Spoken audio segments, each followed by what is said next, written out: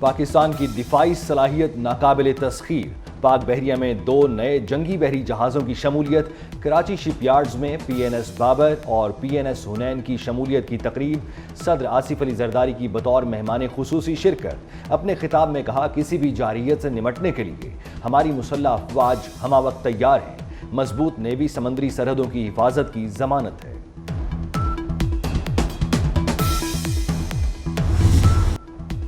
عرض وطن کی حفاظت کے عزم کی اعادے کا دن ملک بھر میں یوم دفاع اور شہداء ملی جوش و جذبے سے منایا جا رہا ہے۔ 6 ستمبر دشمن کو ناکوشنے چبوانے کا دن ہے۔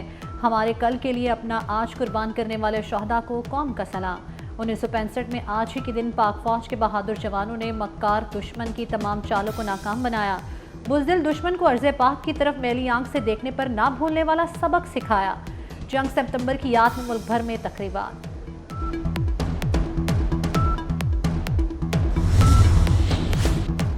ڈیجیٹل دہشت گردی زیادہ خطرناک اور پیچیدہ ہے۔ پاک فوج اور عوام نے دہشت گردی کے ناسور کا مقابلہ کیا، وطن عزیز کے دفاع کے لیے ہمہ وقت تیار ہیں۔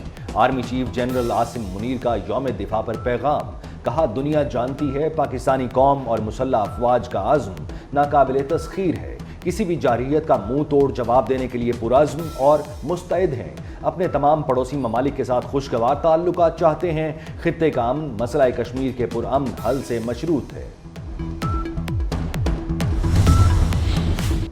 6 ستمبر قوم کے ناقابل تسخیر عزم اور غیر متزلزل جذبے کی زندہ مثال۔ آج کا دن 1965 کی جنگ کی ولولہ انگیز یادوں کو تازہ کرتا ہے۔ افواج نے دشمن کے عزائم ناکام بناتے ہوئے تاریخی فتح حاصل کی، جو تاریخ میں ہمیشہ یاد رکھی جائے گی۔ یوم دفاع شہداء پر chairman joint chiefs of staff committee, services chiefs اور مسلح افواج کا خصوصی پیغام، کہا آج ہم اپنے بہادر سپاہیوں کی بہادری اور قربانی کو خراج تحسین پیش کرتے ہیں۔ یوم دفاع کی مرکزی تقریب GHQ میں رات 8 بجے ہوگی۔ وزیر اعظم شہباز شریف تقریب کے مہمان خصوصی ہوں گے۔ Army chief general Asim Munir, وفاقی وزراء، ارکان اسمبلی اور کئی ممالک کے سفیر شرکت کریں گے۔ وزیر اعلیٰ پنجاب مریم نواز کی کینچ لاہور میں یادگار شہداء پر حاضری، پھول رکھے اور فاتحہ خوانی کی۔ عسکری حکام بھی وزیر اعلیٰ کے ہمراہ موجود تھے۔ مریم نواز نے کہا شہداء کے خاندانوں، بچوں اور بیویوں کو سلام پیش کرتی ہوں۔ شہداء کی فیملی سے ملاقات کی، شہداء کے بچوں سے اظہار شفقت کیا۔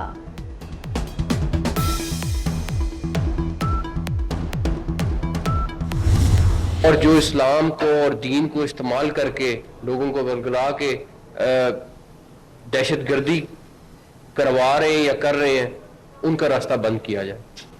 اس کے لیے 2 چیزیں ہیں، جو بھی شخص یا تنظیم اسٹیٹ کے خلاف بندوق اٹھاتی ہے وہ دہشت گرد ہے، اپنے ہتھیار ڈال دیں۔ تو ہم آج بھی ان کو کہیں گے کہ ہتھیار ڈال دیں، اسٹیٹ کو مانیں، اسٹیٹ کے قانون کو مانیں، اسٹیٹ کے آئین کو مانیں۔ آج بھی ان کے پاس موقع ہے کہ ہتھیار ڈال دیں۔ میں صرف آپ سے ریکویسٹ کروں گا کہ آج مشترکہ طور پہ اگر ہم یہ میسج قوم کو دیں کہ ہم سارے دہشت گردی کے خلاف اکٹھے ہیں، تو اس کا پیغام ایک بہت فرق پیغام جاتا ہے، بڑا اسٹرانگ پیغام جاتا ہے۔ جو بھی شخص یا تنظیم ریاست کے خلاف بندوق اٹھائے وہ دہشت گرد ہے۔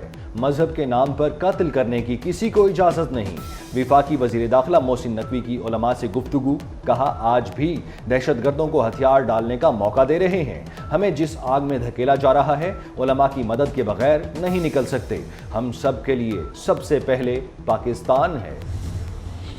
سپریم کورٹ نے نیب ترمیم بحال کرنے کا حکم دے دیا۔ 5 رکنی بینچ کا متفق کا فیصلہ، لارجر بینچ نے 3 رکنی بینچ کا فیصلہ کالعدم قرار دے دیا۔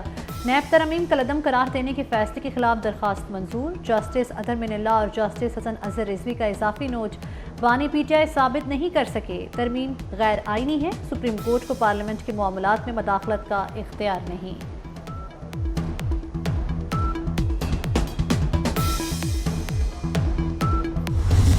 I wish to move that the bill to regulate holding of public assemblies at certain places in Islamabad capital territory and to provide matters ancillary thereto, peaceful assembly and public order bill 2024 as passed by the Senate to be taken into consideration at once. اسلام آباد میں جلسے جلوس regulate کرنے کا بل قومی assembly میں منظور، barrister Daniyal Chaudhry نے بل پیش کیا، اپوزیشن کی مخالفت آمرانہ اقدام قرار دے دیا۔ اسلام آباد میں جلسے جلوس ریگولیٹ کرنے کا بل سینٹ سے منظور ہو چکا۔ وزیر داخلہ محسن نقوی کے سابق وزیر اعلیٰ پنجاب حمزہ شہباز سے ملاقات، دونوں رہنماؤں میں ملکی صورتحال پر تفصیلی تبادلہ خیال ہوا۔ لاہور ہائی کورٹ نے chairman NADRA lieutenant general Munir افسر کی تعیناتی کالعدم قرار دے دی۔ عدالت نے چیئرمین نادرا کی تعیناتی کے خلاف دائر درخواست منظور کر لی۔ جسٹس عاصم حفیظ نے قانون خاتون شہری کی درخواست پر محفوظ فیصلہ سنایا۔ انٹرنیٹ سروسز میں خلل ٹھیک کرنے کی تاریخ 24 سپتمبر مقرر۔ وزارت آئی ٹی نے خراب انٹرنیٹ سے متعلق قومی اسمبلی میں تحریری جواب جمع کروا دیا۔ وزارت آئی ٹی کے مطابق 4 سال کے دوران خرابیوں کو چند گھنٹوں میں حل کر لیا گیا۔ وفاقی حکومت نے عید میلاد النبی صلی اللہ علیہ وآلہ وسلم کے موقع پر 17 ستمبر بروز منگل کو عام تعطیل کا اعلان کر دیا۔ کابینہ ڈویژن کی جانب سے نوٹیفیکیشن بھی جاری۔ کراچی میں کارساز ٹریفک حادثہ کیس، ملزمہ نتاشا کی ضمانت منظور۔ ملزمہ کے خاندان نے متوفی آمنہ کے اہل خانہ کو 5.5 کروڑ روپے دیت ادا کر دی۔ آمنہ کے رشتہ دار کو کمپنی میں ملازمت بھی دی جائے گی۔ زخمیوں سے بھی صلح، زخمیوں کو الگ الگ رقم ادا کر دی گئی۔ ملزمہ نتاشا کی منشیات کے مقدمے میں ضمانت کی درخواست پر فیصلہ محفوظ۔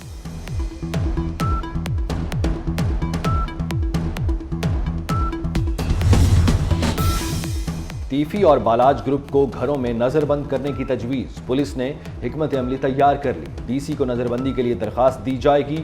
تیفی بٹ کے بہنوئی کے گھر سے کینال روڈ تک آنے والی 60 مشتبہ motorcycle short list, 5 motor سائیکلیں مشکوک قرار۔ پروسیکیوشن نے امیر بالاج قتل کا چالان متعلقہ مجسٹریٹ کی عدالت بھجوا دیا۔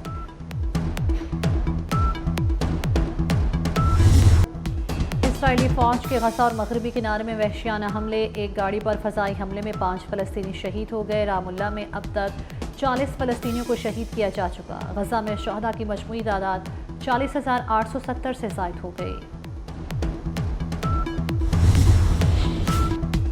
ڈونلڈ ٹرمپ کا صدر منتخب ہونے کے بعد ایلون مسک کو ایفیشنسی کمیشن کا سربراہ بنانے کا اعلان۔ نیو یارک اکنامک کلب میں خطاب کے دوران معاشی خوشحالی کا بھی وعدہ، کہا ایفیشنسی کمیشن وفاقی حکومت کے آڈٹ کے لیے اصلاحات تجویز کرے گا۔ کمیشن 6 ماہ کے اندر کرپشن اور مالی بے ضابطگیاں ختم کرے گا۔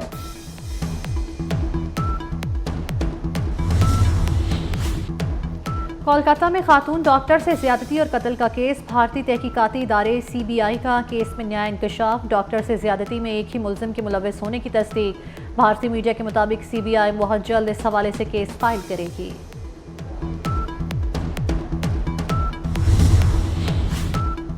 حسینہ واجد کو واپس لانا ہوگا ورنہ بنگلہ دیش کے لوگ سکون سے نہیں بیٹھیں گے۔ بنگلہ دیش کی عبوری حکومت کے مشیر اعلیٰ ڈاکٹر محمد یونس کا کہنا ہے، حسینہ واجد کی بیان بازی سے کوئی خوش نہیں۔ حسینہ واجد نے جو مظالم کیے اس کا بنگلہ دیش میں سب کے سامنے احتساب ہونا چاہیے۔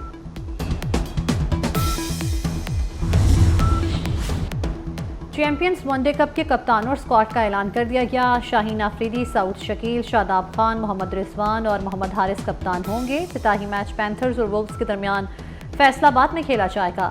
چیمپئنز ون ڈے کپ 12 سے 29 ستمبر تک کھیلا جائے گا۔ ایونٹ میں سینٹرل کانٹریکٹ یافتہ کھلاڑی بھی شامل۔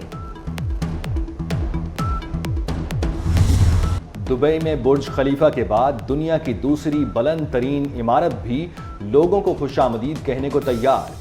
برج عزیزی کا سنگ بنیاد جنوری 2025 میں رکھا گیا تھا۔ دوسری عمارت 725 میٹر بلند ہے۔